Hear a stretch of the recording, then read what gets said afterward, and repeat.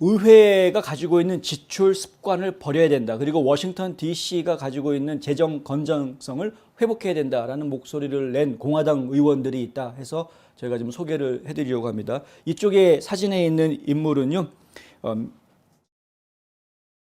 톰 맥클린톡 하원 의원은 캘리포니아주의 연방 하원 의원이고 공화당 의원입니다. 그리고 이쪽에 있는 분은 릭 스캇, 플로리다주의 연방 상원 의원이죠.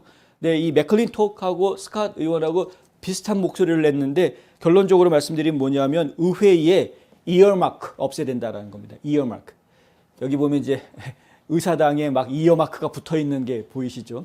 간단하게 말씀을 드리면 아시는 분은 다 아시겠습니다만은 뭐 혹시 모르시는 분을 위해서 설명을 좀 드리자면 원래 이어마크라는 말은 귀에다가 표식을 한다는 뜻 아닙니까? 이 귀에 하는 이 표식이 원래는 양을 치는 사람들이 양을 팔 때 이거 내 양이야 라고 표식을 붙이는 것이 이어마크라고 합니다. 그러니까 내 거야 라는 어떤 특정 소유를 밝히는 표식인데 이 지금 정부 예산에서 의회 정부 예산에서 이 돈은 어디에다 써? 내 거야 라고 딱지 붙이는 것.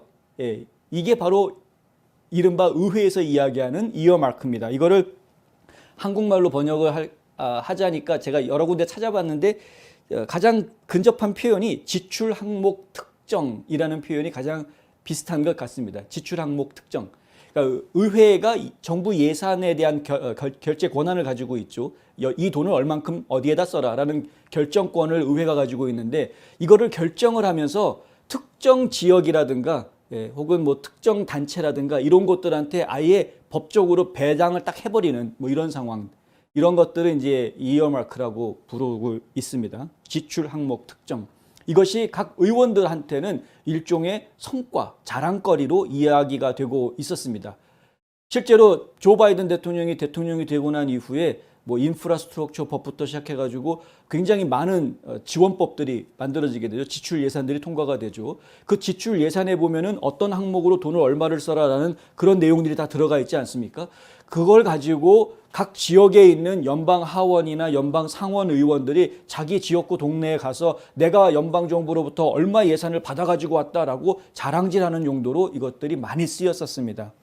이러한 관행을 없애야 된다라는 것이 지금 공화당 의원들의 주장입니다. 왜냐하면 이렇게 해가지고 받아내는 이러한 것들 때문에 결국은 정부 지출 예산이 더 불필요하게 커지는 현상이 나타난다. 옴니버스 법안으로 결국은 통과되지 않습니까? 예산안 만들 때. 그 예산안을 만드는 과정에 보면은 그 안에 법이 하나로 만들어지는 게 아니라 수백 개의 법들이 들어가기도 하고 각각의 법에서도 또 프로그램별로 어떤 프로그램에 얼마, 어떤 프로그램에 얼마 이렇게 배정을 하게 되는데 요번에 지금 연방정부 예산 통과된 거에도 옴니버스 법안에도 보면은 4,000개 프로그램이 들어가 있다라는 이야기가 지금 나와 있는데 그러니까 이런 프로그램 숫자가 늘어날 수밖에 없고 그에 따라서 예산이 늘어날 수밖에 없는 이유가 야, 우리 동네에 내가 가가지고 한 10억 정도 내가 받아왔다고 해야 돼. 우리 IT 인프라스트럭처 좀 더 좋게 인터넷 다 초고속망으로 우리 동네 깔아줄 거야. 이거 필요해. 아, 우리 동네 고속도로 깔아야 되는데 그 고속도로 깔려면 돈이 얼마가 들어가야 돼. 그거 우리가 받아가야 돼.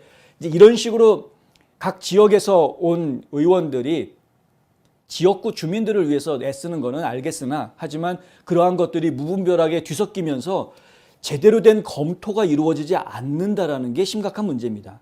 옴니버스 법안으로 그냥 똥 뭉태려가지고 뭐 4,000페이지, 5,000페이지 막 이런 법안이 확 나와버리니까 그 안에 어떤 내용이 들어가 있는지 알지도 못하는 사이에 그냥 통과. 이렇게 시켜버리는 거죠. 그냥 통과.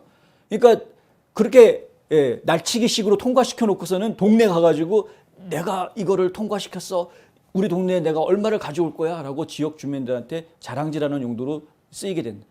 결국 이것이 연방정부의 불필요한 지출을 만들어내게 됐고 결국에는 그것이 연방정부의 빚을 더 많이 만들게 한 결과를 가져오게 되고 그것은 결국은 성실하게 일하는 근면성실한 우리 납세자들이 다 떠안는 부담이 되게 됐다라는 겁니다.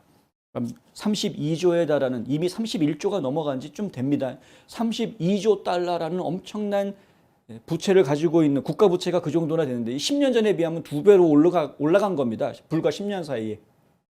이렇게 막대한 국가 부채를 가지고 있는 상황에서 과연 이렇게 불필요한 예산이 마구 들어갈 수 있는 이런 이어마크 방식을 계속 고집을 해야 되겠느냐. 이거 없애야 된다. 이제 이런 이야기가 지금 나오고 있는 것이죠. 예. 이미 2011년에 이어마크를 금지를 한 적이 있었다고 합니다. 예.